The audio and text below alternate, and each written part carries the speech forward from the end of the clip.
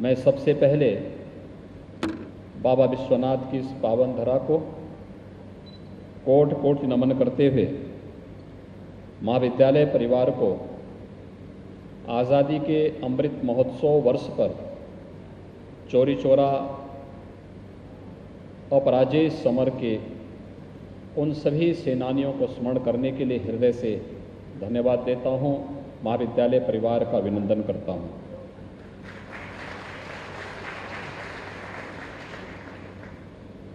यह हम सबका सौभाग्य है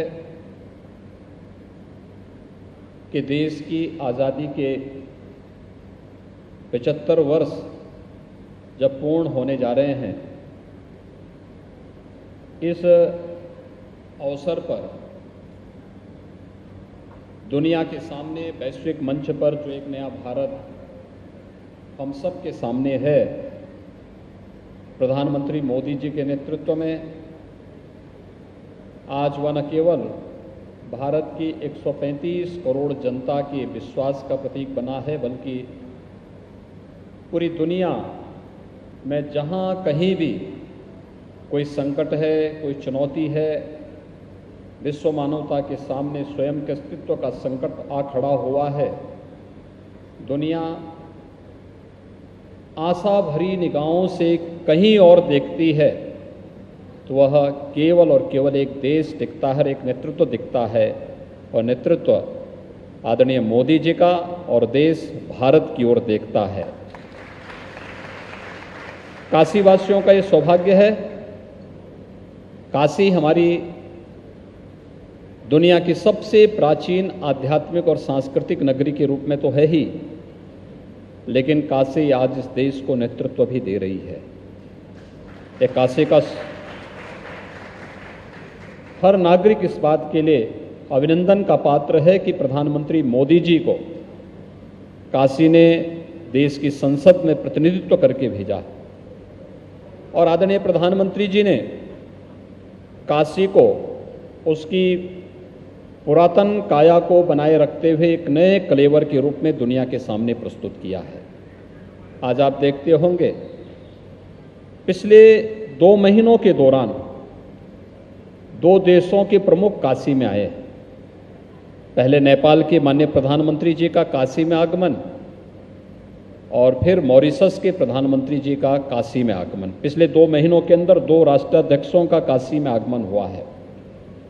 विगत 8 वर्षों के दौरान आपने देखा होगा कई देशों के राष्ट्राध्यक्ष काशी में आए हैं और दुनिया की सबसे प्राचीन नगरी को देख करके वे अभिभूत हुए हैं। यहाँ की परंपरा को देख करके, यहाँ की संस्कृति को देख करके, यहाँ की विद्वता को देख करके, और काशी की गलियों को देख करके, यहाँ के रंग, यहाँ के रूप, यहाँ की बोली, यहाँ की भाषा, यहाँ की एक एक गतिविधि अपने आप में लोगों को अपनी ओर मंत्रमुग्ध कर देती है।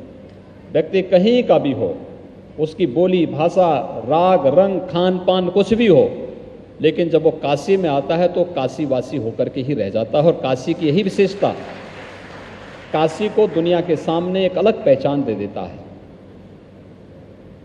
काशी रक्षित है बाबा भैरवनाथ से, और काशी में कोई आता है तो कहीं भूखों नहीं रहता है, क्योंकि मां अन्नपूर्णा की कृपा काशी पे बरसती है। और काशी ने यह भी देखा कि 100 वर्ष पहले काशी से चुराई गई मूर्ति प्रधानमंत्री मोदी जी कनाडा से वापस काशी में लेकर के आ जाते हैं। काशी विश्वनाथ धाम इतना भव्य रूप प्रधानमंत्री मोदी जी के मार्गदर्शन और नेतृत्व में आज बनकर के तैयार हुआ है। आप आश्चर्य करेंगे, जब काशी हिंदू विश्वविद्यालय का उद्घाटन कार्यक्रम था, उस समय भारत की आजादी के एक नए नेतृत्व के रूप में गांधी जी का आगमन भारत की स्वतंत्रता आंदोलन के नायक के रूप में उभर रही थी। और उस समय सरदेव मालवीय जी ने उस समय महात्मा गांधी जी को भी उस उद्घाटन समारोह में बुलाया था। गांधी जी ने उस समय क्या विचार व्यक्त किए थे? काशी विश्वनाथ मंदिर में जब दर्शन करने के लिए गए थे, उन संकरी गलियों और गंदगी को देख करके 100 वर्षों तक किसी का ध्यान आखिर क्यों नहीं जा पाया था काशी विश्वनाथ मंदिर उन संकरी गलियों, तंग गलियों और यहां की स्वच्छता को लेकर के 100 वर्ष के बाद अगर काशी को एक नए कलेवर के रूप में प्रस्तुत करके काशी को उसकी पहचान दिलाने का कार्य किया तो प्रधानमंत्री मोदी जी ने दिलाया है। आज काशी विश्वनाथ धाम जिस रूप में आप सबके सामने आया है, नेतृत्व और मार्गदर्शन प्रधानमंत्री मोदी जी का था, सहयोग हर काशीवासी का था और प्रशासन फिर एक टीम के साथ जब मिलकर के काम किया तो परिणाम तो हमारे पक्ष में आता ही, क्योंकि बाबा विश्वनाथ का आशीर्वाद जो हमारे साथ में था। और भाइयों बहनों, हम लोगों को सफलता प्राप्त हुई। आपने 13 दिसंबर के बाद से देखा होगा, क्या कोई दिन ऐसा है जिस दिन काशी में काशी विश्वनाथ धाम दर्शन करने के लिए कम से कम 1 लाख श्रद्धालु ना आया हो। 1 लाख श्रद्धालु जब अपने साथ आता है तो वहां की पूरी इकोसिस्टम को बदल के रखता है। एक एक चीज उसके साथ जुड़ी होती है। उससे मंदिर के दर्शन ही नहीं करते, उससे हजारों लोग और लाखों लोगों की अर्थव्यवस्था चलती है, उनकी आजीविका का संचालन भी उसके माध्यम से होता है। वहां के विकास को एक नई ऊंचाइयां प्रदान करने में भी अपना योगदान देते हैं। कोई टैक्सी चला रहा है, कोई नाव का संचालन कर रहा है, कोई होटल के व्यवसाय के साथ जुड़ा हुआ है, कोई रेस्टोरेंट के साथ जुड़ा हुआ है, कोई फूल माला और प्रसाद की बिक्री कर रहा है, कोई पूजा पाठ में लग करके लोगों की आस्था का सम्मान करने में अपना योगदान दे रहा है। अलग अलग व्यक्ति, कोई गाइड का काम कर रहा है, कोई सुरक्षा के रूप में काम कर रहा है। अलग अलग व्यक्ति की अलग अलग भूमिका होती है। और आज काशी विश्वनाथ धाम दुनिया, देश और दुनिया का जो भी महानुभाव यहाँ आता है वह काशी विश्वनाथ धाम को देख करके अभिभूत होता है और उसके मन में इच्छा होती है कि वाह, हम भी ऐसा ही अपने यहाँ बना सकें, कितना अच्छा होता है। जो भी आता है एक ही विश्वास लेकर के जाता है, यह परिकल्पना, यह नेतृत्व और यह मार्गदर्शन प्रधानमंत्री मोदी जी का है। और उन्हीं के भावनाओं को मूर्त रूप देने में काशी वासियों ने योगदान दिया तो काशी विश्वनाथ धाम एक नई पहचान आप सबको दे रहा है, पूरे काशी वासियों को दे रहा है। काशी की नई पहचान ही हम सब की पहचान है। और मैं आभारी हूं कि काशी के विकास के लिए सकारात्मक सहयोग काशी वासियों ने सदैव दिया है, बहुत सकारात्मक भाव के साथ दिया है। वह सकारात्मक भाव हमें एक नई ऊर्जा देता है, हमें एक नई दिशा की ओर अग्रसर करता है। वर्तमान में 12,000 करोड़ रुपए से अधिक की परियोजनाएं काशी के अंदर चल रही हैं। लगभग पिछले 8 वर्ष के अंदर 24,000 करोड़ रुपए से अधिक की परियोजनाओं को यहां पे पूरा भी किया गया है।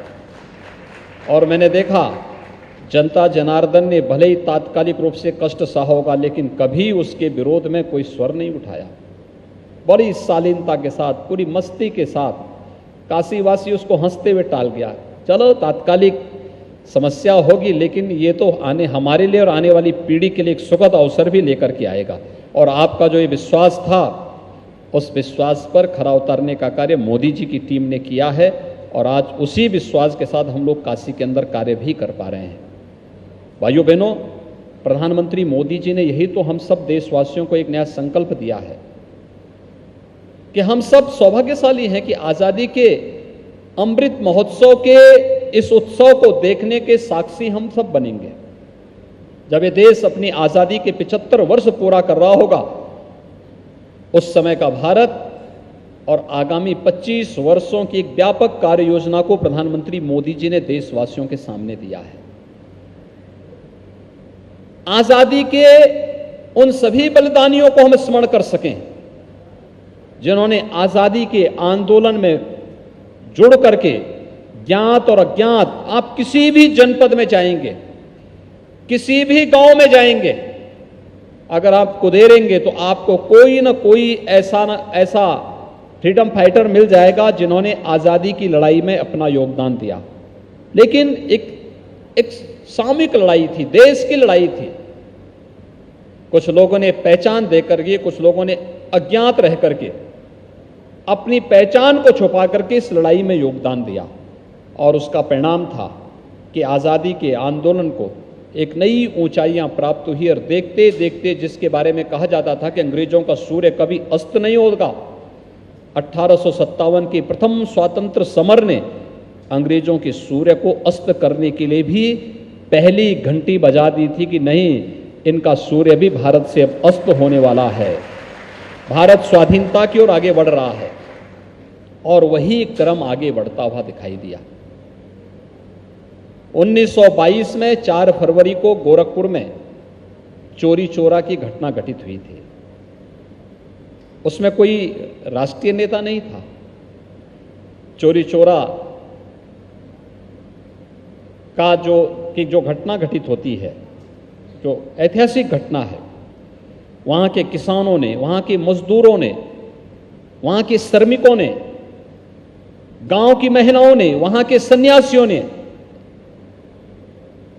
एक सामान्य नागरिक ने, जिसको आप गांव का कहते हैं, जिसको आप एक सामान्य नागरिक उसको ये अनपढ़ मानता है, लेकिन उसके मन में भी देश की आज़ादी का जज्बा था। वह भी उसके लिए लड़ना चाहता था, अपना योगदान करना चाहता था। और ये चोरी चोरा की घटना एक सामान्य नागरिकों ने, किसानों ने, श्रमिकों ने, नौजवानों ने, महिलाओं ने, वहाँ के संतों ने इस पूरे आंदोलन में भाग लेकर के चोरी चोरा की उस ऐतिहासिक घटना को अंजाम दिया था। और चोरी चोरा की घटना से संबंधित जो भी मामले थे, क्योंकि जन जागरण का एक बृहद अभियान चल रहा था। 1921 में गांधी जी का गोरखपुर में आगमन होता है और 21 के बाद उन्होंने जो आंदोलन शुरू किया था, 1920 में जो आंदोलन प्रारंभ किया था पूरे देश के अंदर आज़ादी के लिए, उसी सिलसिले में उनका गोरखपुर आगमन होता है। गोरखपुर आगमन के बाद आज़ादी के लिए जो अभियान चलता है गांव गांव में, उसको लेकर के जो कमेटियां बनती हैं, जो कार्यक्रम बनते हैं, प्रत्येक नागरिक उस आंदोलन का हिस्सा बनता है और अंततः चोरी चोरा की घटना घटित होती है। चोरी चोरा में जो 158 लोगों को फांसी की सजा सुनाई गई थी, सरदेव मालवीय जी ने उन सब की पैरवी करके उनमें से अधिकतर लोगों को फांसी के फंदे पर चढ़ने से बचाया था। और ये हमारा सौभाग्य है कि सरदेव मालवीय जी के ही एक शिष्य के द्वारा स्थापित डीएवी पीजी कॉलेज में आज चोरी चोरा के अपराजेय समर को एक नाट्य मंचन के माध्यम से हमें शताब्दी समारोह के अवसर पर देखने का अवसर भी प्राप्त हो रहा है। कड़ियां आपस में जुड़ती हैं। हमारा देश बहुत बड़ा है, 135 करोड़ की आबादी का दुनिया के अंदर क्या कोई लोकतांत्रिक देश इतना बड़ा है? कोई नहीं है।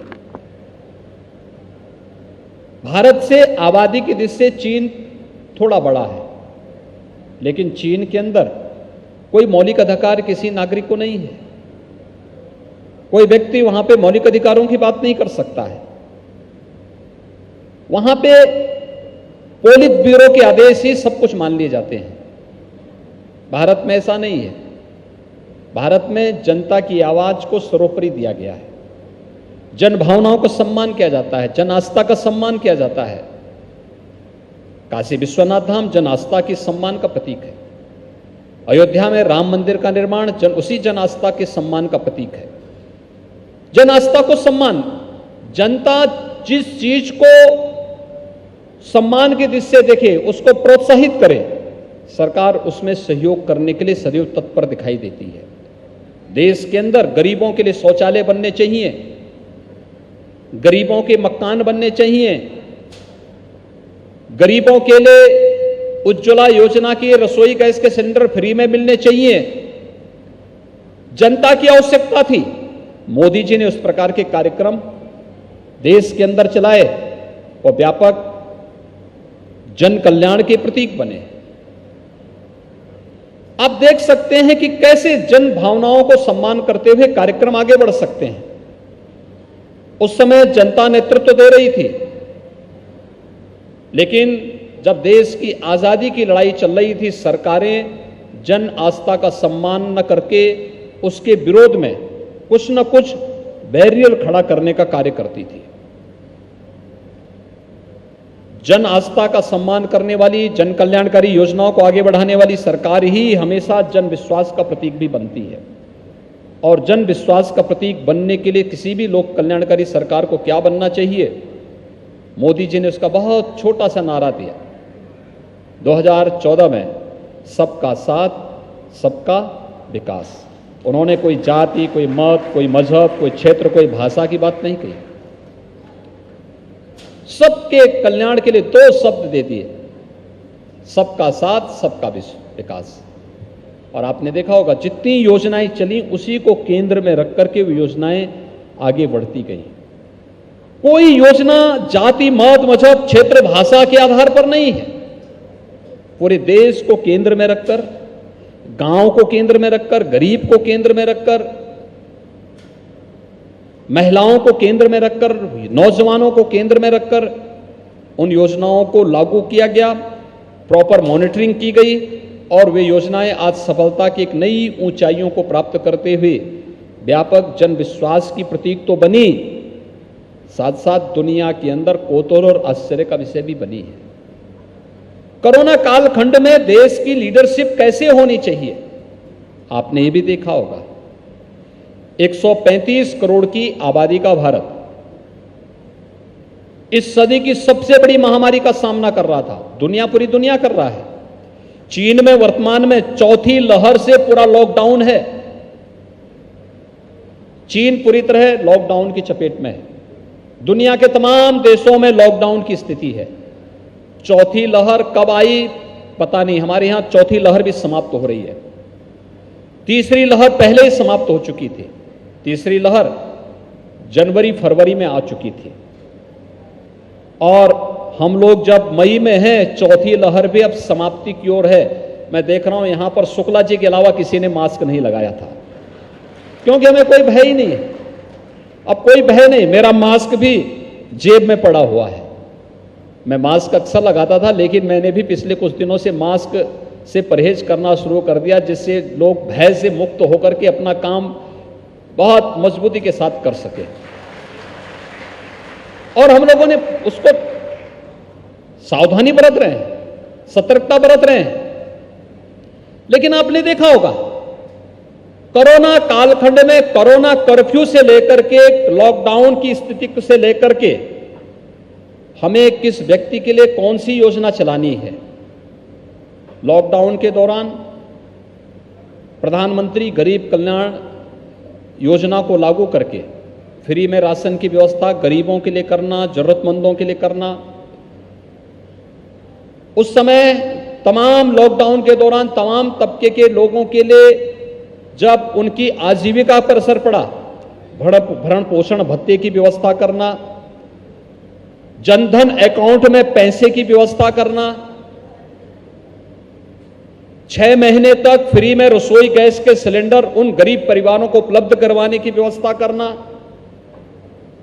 ये तमाम कार्यक्रम चले। प्रधानमंत्री किसान सम्मान निधि की राशि हर किसान के अकाउंट में दे देना, हर सप्ताह स्वयं देश के साथ संवाद बनाने का कार्य करना, फ्री में टेस्ट, फ्री में उपचार,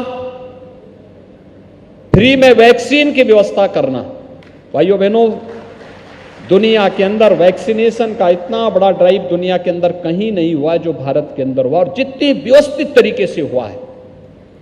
एक योग्य और संवेदनशील नेतृत्व अपनी कार्य क्षमता के माध्यम से अपने नेतृत्व का परीक्षण इसी रूप में करवाता है, और जिस रूप में प्रधानमंत्री मोदी जी ने देश और दुनिया के सामने किया। आज यही कारण है कि 135 करोड़ की आबादी का देश, अमेरिका और यूरोप की तुलना में भारत का हेल्थ इंफ्रास्ट्रक्चर कमजोर है, लेकिन मृत्यु दर दुनिया के अंदर सबसे न्यूनतम भारत का है। अमेरिका की आबादी, अमेरिका दुनिया के अंदर सबसे बड़ी अर्थव्यवस्था है, सबसे बड़ी सामरिक ताकत भी है, लेकिन अमेरिका की स्थिति क्या हो गई? अमेरिका की आबादी भारत की 1/4 है, लेकिन अमेरिका के अंदर कोरोना से होने वाली मौत के आंकड़े भारत से दुगने हैं। यानी भारत की आबादी का 1/4 देश अमेरिका हेल्थ इंफ्रास्ट्रक्चर भारत से अच्छा, लेकिन मौत भारत से दुगनी अमेरिका के अंदर हुई हैं। ये चीजें दिखाती हैं नेतृत्व की कसौटी क्या होनी चाहिए। ये प्रधानमंत्री जी ने दुनिया के नेताओं के सामने साबित किया है, अपनी कार्यक्षमता के माध्यम से, अपनी कर्मठता के माध्यम से, अपनी संवेदनशीलता के माध्यम से। और काशी को इसका श्रेय इसलिए भी मिलता है क्योंकि मोदी जी देश की संसद में प्रतिनिधित्व काशी का करते हैं, काशी की ओर से करते हैं। और इसलिए काशी वासियों का मैं इस अवसर पर हृदय से अभिनंदन करता हूं। काशी के साथ आज हमें चौरी चौरा के इस महोत्सव के साथ जुड़ने का सौभाग्य प्राप्त हो रहा है। भाइयों बहनों, चौरी चौरा में हम लोगों ने 4 फरवरी 2021 को इस कार्यक्रम का शुभारंभ किया था और 4 फरवरी 2023 तक ये कार्यक्रम वहाँ पर चलेंगे। अनेक कार्यक्रम चल रहे हैं और हर एक शहीद स्मारक में हम लोग इस प्रकार के कार्यक्रमों को आगे बढ़ाने का कार्य भी कर रहे हैं। प्रदेश का पर्यटन विभाग, संस्कृति विभाग, प्रदेश के अन्य सभी विभाग मिलकर के इस कार्यक्रम को तेजी के साथ आगे बढ़ाने का कार्य कर रहे हैं। चौरी चौरा महोत्सव का शुभारंभ, इस शताब्दी महोत्सव का शुभारंभ प्रधानमंत्री जी के ही कर कमलों से हम लोगों ने प्रारंभ किया था और ये कार्यक्रम चल रहे हैं। और आज मुझे प्रसन्नता है, कार्यक्रम काशी में आज यहाँ पर हो रहा है। प्रधानमंत्री मोदी जी ने आप सबके सामने, पूरे देशवासियों के सामने एक लक्ष्य दिया है कि हमने 75 वर्ष की आजादी को देखा है, एक उभरते हुए भारत को, एक भारत श्रेष्ठ भारत को हमने देखा है। अमृत महोत्सव में हम लोगों को देश की आजादी के इस उत्सव के साथ जुड़ने का सौभाग्य भी प्राप्त हो रहा है। लेकिन आगामी 25 वर्ष देश की आजादी का अमृत काल होगा। इस अमृत काल को हम किस रूप में, कैसे भारत के रूप में देखना चाहते हैं? जब 25 वर्ष के बाद जब भारत अपनी आजादी का शताब्दी महोत्सव मना रहा होगा, उस समय कैसा भारत आपको चाहिए? कैसा भारत चाहिए? याद रखना, एक समर्थ और सशक्त भारत, दुनिया को नेतृत्व देने वाला भारत चाहिए तो नेतृत्व के प्रति अटूट निष्ठा के साथ ही हर एक व्यक्ति को जो जिस क्षेत्र में कार्य कर रहा है, उस हर व्यक्ति को अपने कर्तव्यों के निर्वहन के लिए अपने आप को समर्पित भाव के साथ कार्य करना होगा, लगना होगा। जो शिक्षा के क्षेत्र में है वह ईमानदारी के साथ शिक्षा के क्षेत्र में कार्य करे, जो स्वास्थ्य के क्षेत्र में कार्य कर रहा हो स्वास्थ्य क्षेत्र में काम करे, जो व्यक्ति व्यवसाय के क्षेत्र में कैसे हम अधिक से अधिक लोगों को आत्मनिर्भर भारत के लक्ष्य को आगे बढ़ाने में अपना योगदान दे सकते हैं, उस दिशा में हम कार्य करें। जो खेती किसानी के क्षेत्र में है, वह खेती किसानी को कैसे हम उसे दूसरों पर निर्भर होने का नहीं बल्कि आत्मनिर्भरता के लक्ष्य को प्राप्त करने में कैसे हम अपना इसका योगदान दे सकते हैं। हर एक क्षेत्र में जो व्यापक संभावनाएं हैं, उन संभावनाओं को आगे बढ़ाने के लिए हम सबको मिलकर के कार्य करना होगा और हम सबके द्वारा प्रारंभ किए जाने वाली इन योजनाओं का परिणाम भी हमारे सामने उसी रूप में आएगा। हम आज भी इस बात को मानते हैं कि हमें देश की जीडीपी को बढ़ाना है तो हमें उसके लिए स्टेट पर ध्यान देना होगा। स्टेट की जीडीपी को बढ़ाना होगा तो हमें अपने जनपदों पे ध्यान देना होगा। हमें जनपद की जीडीपी को बढ़ाना है तो हमें अपने नगर निकाय और अपने ग्राम पंचायतों को आत्मनिर्भर बनाने की दिशा में कदम बढ़ाने होंगे। ये सब सरकार पर निर्भर रह करके अपने आप को असहाय महसूस न करें, बल्कि अपनी इनकम को स्वयं बढ़ा करके आत्मनिर्भरता के लक्ष्य को स्वयं प्रदान करें, उस दिशा में अग्रसर हों। और ये संभावनाएं हैं उत्तर प्रदेश के अंदर, हर ग्राम पंचायत और हर नगर निकाय के अंदर इस संभावना है और उस संभावनाओं को आगे बढ़ाने के साथ हमें आगे बढ़ना होगा। मैं डीएवी पीजी कॉलेज से इस बारे में यहाँ की प्राचार्य जी और यहाँ की टीम से कहूँगा, काशी विश्वनाथ धाम प्रधानमंत्री मोदी जी की आत्मनिर्भरता के उसी लक्ष्य को आगे बढ़ाने की दिशा में किए जाने वाले कदम का एक बहुत महत्वपूर्ण एक लक्ष्य आप सबके सामने निर्धारित किया गया है और इस दिशा में हमें अब अपने कार्यक्रम को आगे बढ़ाना होगा। विश्वविद्यालय को, महाविद्यालय को इस दिशा में अपने कार्यक्रम रखने पड़ेंगे कि आखिर काशी विश्वनाथ धाम बनने के पहले यहाँ की स्थिति क्या थी, यहाँ की सामाजिक स्थिति, वहाँ की धार्मिक स्थिति, वहाँ पर व्यवसाय की स्थिति क्या थी। काशी विश्वनाथ धाम बनने के बाद कैसे कैसे यहाँ की सामाजिक स्थिति पर, धार्मिक स्थिति पर, आध्यात्मिक स्थिति पर, आर्थिक स्थिति पर परिवर्तन हुए हैं। लोगों के व्यवहार में क्या परिवर्तन हुआ है, टैक्सी चालक से लेकर के और होटल व्यवसाय तक, एक सामान्य पुजारी से लेकर के और प्रत्येक धार्मिक स्तर पर इसका क्या असर पड़ा है, पूरी इकोसिस्टम को बदलने में कैसे काशी विश्वनाथ धाम ने योगदान दिया। एक बहुत अच्छी स्टडी इस पर हो सकती है और फिर उसको पब्लिश करा करके आप किसी भी अच्छी मैगजीन में उसको प्रकाशन भी करवा सकते हैं और उसके नाम से अपने कॉलेज को भी एक प्रतिष्ठा दिला सकते हैं। अपनी काशी हिंदू विश्वविद्यालय भी इस दिशा में अच्छा प्रयास प्रारंभ कर सकता है। हमारी आदत क्या है, हम कोई भी कार्य देखते हैं उसकी सराहना तो करते हैं लेकिन उस पर स्टडी नहीं कर पाते, उसको एक डॉक्यूमेंटेशन करने की हमारी आदत समाप्त हो जाती है। हम आने वाली पीढ़ी के लिए कुछ भी ऐसा नहीं दे पाते हैं जो आने वाली पीढ़ी के लिए एक धरोहर के रूप में आने वाले समय में शोध के एक नए उच्च पायदान पर उसे आगे बढ़ाने में योगदान दे सके। मुझे काशी हिंदू विश्वविद्यालय में सत्यदेव मालवीय जी ने एक पुस्तक काशी हिंदू विश्वविद्यालय की स्थापना के समय प्रकाशित की थी, जिसे 1920-21 के आसपास 1920-21 में अंग्रेजों ने उस पुस्तक को यहां से जब्त करवा करके जला दिया था।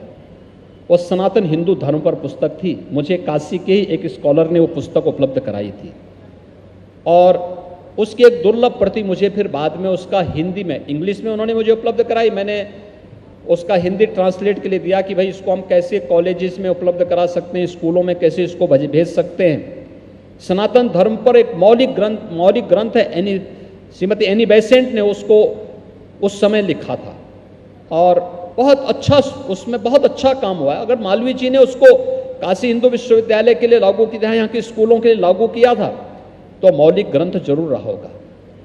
अंग्रेजों ने उसे जब्त कर दिया था और जब्त करने के बाद उसकी सभी प्रतियां उन्होंने जला दी थी, लेकिन कुछ प्रतियां मिली उसकी और उनमें से एक प्रति मेरे पास उपलब्ध हुई। मैं देख रहा था आखिर हम अपने ज्ञान की परंपरा को क्षुण्ण बनाए क्यों नहीं रख सकते, क्यों नहीं उसके संरक्षण का हम काम करते हैं। हमने इस प्रकार के मौलिक शोध को आगे बढ़ाने का काम क्यों नहीं किया। हमारे विश्वविद्यालय, हमारे महाविद्यालय केवल डिग्री बांटने के अड्डे बन जाएंगे क्या? हम एक रूटीन के कार्य के साथ ही जुड़े रहेंगे क्या? हमारा लोग से, समाज से कोई संबंध ही नहीं रहा। हमें जोड़ना पड़ेगा, उस दिशा में आगे बढ़ना पड़ेगा। और डीएवी पीजी कॉलेज इतना यानी काशी हिंदू विश्वविद्यालय से भी पुराना एक ऐसा कॉलेज जो आज भी अपनी उन परंपराओं को लेकर के निरंतर आगे बढ़ रहा है और नेक के द्वारा जो सर्वे किया गया उसमें भी A+ की श्रेणी में आना अपने आप में गौरव की बात तो है, लेकिन लोग के साथ जुड़ करके हमें उन कार्यक्रमों को आगे बढ़ाना ही होगा जो आने वाली पीढ़ी के लिए भी एक धरोहर के रूप में हम दे सकेंगे। चौरी चौरा महोत्सव को, शताब्दी महोत्सव के कार्यक्रम को आज यहाँ पर एक अपराजेय समर के रूप में नाट्य मंचन के लिए मैं डीएवी पीजी कॉलेज को हृदय से धन्यवाद देता हूँ। यहाँ की प्राचार्य और यहाँ की प्रबंध समिति को, यहाँ की पूरी टीम को हृदय से धन्यवाद दूंगा कि उन्होंने इसी बहाने देश की आज़ादी के उन बलिदानियों को स्मरण किया है जो इतिहास के पन्नों में दफन कर दिए गए थे। और काशी से इसका संबंध इसलिए भी क्योंकि चौरी चौरा की उस ऐतिहासिक घटना के लिए जितने भी क्रांतिकारी थे वे किसान थे, मजदूर थे, सामान्य ग्रामीण थे और उन ग्रामीणों की आवाज़ को आवाज़ देने के लिए सत्यदेव मालवीय जी स्वयं उनकी लड़ाई को लड़े थे और उसमें से बहुत सारे लोगों को उन्होंने फांसी के फंदे पर झूलने से बचाया था और उस समय के उस ऐतिहासिक घटनाक्रम के साथ वे आगे बढ़ते हुए देश की आज़ादी के सूत्रधार बने थे। मैं आज के इस अवसर पर काशी में आयोजित होने वाले इस कार्यक्रम के लिए महाविद्यालय परिवार को हृदय से धन्यवाद देता हूं और विश्वास व्यक्त करता हूं कि हम आज़ादी के अमृत महोत्सव कार्यक्रम को इसी तरीके से अनेक प्रकार की संगोष्ठियों के साथ आगे बढ़ाने का कार्य करेंगे, क्योंकि गोरखपुर में तो अनेक ऐसी घटनाएं घटित हुई। चौरी चौरा की घटना थी। चौरी चौरा के पहले 1857 में गोरखपुर के कई भूभाग ने वहाँ पर अपने आप को स्वतंत्र घोषित भी कर दिया था। उसके बाद भी गोरखपुर में पंडित राम प्रसाद बिस्मिल को फांसी गोरखपुर में होती है। काकोरी कांड के वो नायक थे, फांसी उनको गोरखपुर में होती है। शहीद बंधु सिंह को फांसी गोरखपुर में होती है। गोरखपुर में ऐसे ही तमाम रियासतें थी। गोरखपुर में 1942 में डोहरिया में भी एक घटना घटित होती है। लगभग गोरखपुर में अगर आप देखेंगे 4 ऐसे शहीद स्मारक हैं बड़े बड़े, जो देश की आजादी के विभिन्न आंदोलनों के साक्षी रहे हैं, विभिन्न घटनाओं के साक्षी रहे हैं। यह दिखाता है कि हर एक क्षेत्र में कभी भी आंदोलन आजादी के लिए इस देश ने कभी उसको सुप्त नहीं होने दिया था। आजादी की लोगों को निरंतरता बनाए रखी थी। आजादी की, देश की आजादी के बाद हमारा दायित्व बनता है, आज जब प्रधानमंत्री मोदी जी ने एक भारत श्रेष्ठ भारत का एक संकल्प हम सबको दिया है, हम सब भी इसके साथ जुड़ करके आजादी के अमृत महोत्सव के इस अभियान के साथ, इस कार्यक्रम के साथ जुड़ करके आजादी के अमृत महोत्सव वर्ष में हम सभी लोग भारत को एक नए भारत के रूप में स्थापित करने के लिए अपने स्तर पर हर व्यक्ति अपना अपना योगदान देगा। इस विश्वास के साथ मैं एक बार फिर से महाविद्यालय परिवार को इस अभियान के लिए हृदय से धन्यवाद देता हूं और विश्वास व्यक्त करता हूं कि यह लक्ष्य महाविद्यालय और पूरा प्रदेश प्रधानमंत्री जी के संकल्पों के साथ जुड़ करके नए भारत की परिकल्पना में अपना योगदान देगा। आप सबके प्रति हृदय से धन्यवाद। जय हिंद।